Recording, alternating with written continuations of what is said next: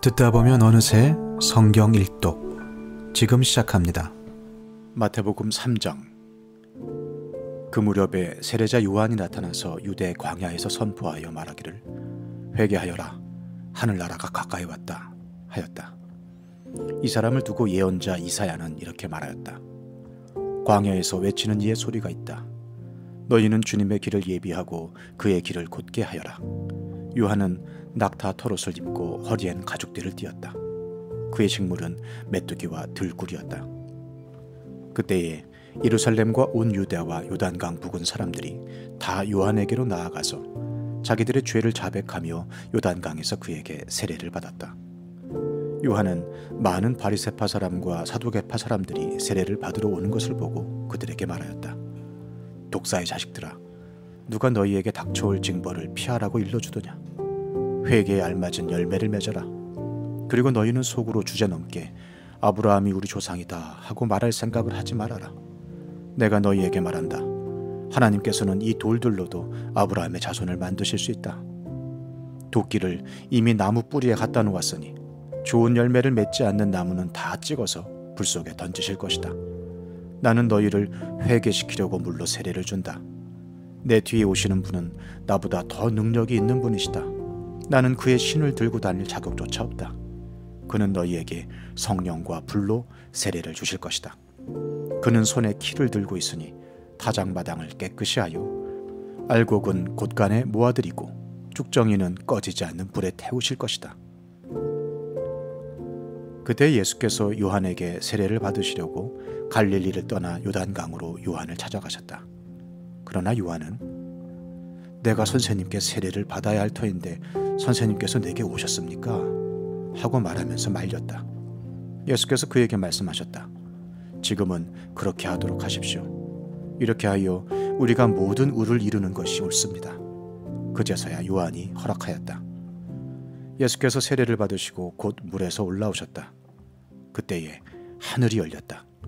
그는 하나님의 영이 비둘기같이 내려와 자기 위에 오는 것을 보셨다.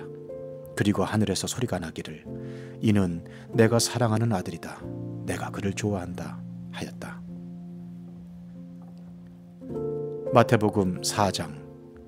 그 즈음에 예수께서 성령에 이끌려 광야로 가셔서 악마에게 시험을 받으셨다. 예수께서 밤낮 40일을 금식하시니 시장하셨다. 그런데 시험하는 자가 와서 예수께 말하였다. 네가 하나님의 아들이거든 이 돌들에게 빵이 되라고 말해보아라. 예수께서 대답하셨다. 성경에 기록하기를 사람이 빵으로만 살 것이 아니라 하나님의 입에서 나오는 모든 말씀으로 살 것이다 하였다. 그때 악마는 예수를 그 거룩한 도성으로 데리고 가서 성전 꼭대기에 세우고 말하였다. 네가 하나님의 아들이거든 여기에서 뛰어내려 보아라. 성경에 기록하기를 하나님이 너를 위하여 자기 천사들에게 명하실 것이다. 그리고 그들이 손으로 너를 떠받쳐서 너의 발이 돌에 부딪히지 않게 할 것이다 하였다. 예수께서 악마에게 말씀하셨다. 또 성경에 기록하기를 주 너의 하나님을 시험하지 말아라 하였다. 또다시 악마는 예수를 매우 높은 산으로 데리고 가서 세상의 모든 나라와 그 영광을 보여주고 말하였다. 네가 나에게 엎드려서 절을 하면 이 모든 것을 네게 주겠다. 그때 예수께서 그에게 말씀하셨다. 사탄아, 물러가라. 성경에 기록하기를 주 너의 하나님께 경배하고 그분만을 섬겨라 하였다. 이때에 악마는 떠나가고 천사들이 와서 예수께 시중을 들었다. 예수께서 요한이 잡혔다고 하는 말을 들으시고 갈릴리로 돌아가셨다. 그리고 그는 나사렛을 떠나 스불론과 납달리 지역 바닷가에 있는 가버나움으로 가서 사셨다. 이것은 예언자 이사야를 시켜서 하신 말씀을 이루시려는 것이었다. 스불론과 납달리 땅, 요단강 건너편 바다로 가는 길목, 이방 사람들의 갈릴리. 어둠에 앉아있는 백성이 큰 빛을 보았고 그늘진 죽음의 땅에 앉은 사람들에게 빛이 비치었다. 그때부터 예수께서는 회개하여라, 하늘나라가 가까이 왔다 하고 선포하기 시작하셨다. 예수께서 갈릴리 바닷가를 걸어가시다가 두 형제 베드로라는 시몬과 그와 형제가 아닌 안드레가 그물을 던지고 있는 것을 보셨다. 그들은 어부였다. 예수께서 그들에게 말씀하셨다. 나를 따라오너라. 나는 너희를 사람을 낚는 어부로 삼겠다. 그들은 곧 그물을 버리고 예수를 따라갔다. 거기에서 조금 더 가시다가 예수께서 다른 두 형제 곧 세베대의 아들 야고보와 그의 동생 요한을 보셨다. 그들은 아버지 세베대와 함께 배에서 그물을 깁고 있었다. 예수께서 그들을 부르셨다. 그들은 곧 배와 자기들의 아버지를 놓아두고 예수를 따라갔다.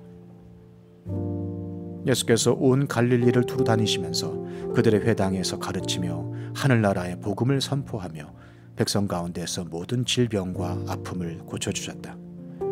예수의 소문이 온 시리아에 퍼졌다. 그리하여 사람들이 갖가지 질병과 고통으로 앓는 모든 환자들과 귀신 들린 사람들과 간질병 환자들과 중풍병 환자들을 예수께로 데리고 왔다. 예수께서는 그들을 고쳐주셨다. 그리하여 갈릴리와 데가블리와 예루살렘과 유대와 요단강 건너편으로부터 많은 무리가 예수를 따라왔다. 시편 82편. 하나님이 하나님의 법정에 나오셔서 신들을 모아들이시고 재판을 하셨다. 하나님께서 신들에게 말씀하셨다. 언제까지 너희는 공정하지 않은 재판을 되풀이하려느냐? 언제까지 너희는 악인의 편을 들려느냐? 가난한 사람과 고아를 변호해주고 가련한 사람과 궁핍한 사람에게 공의를 베풀어라.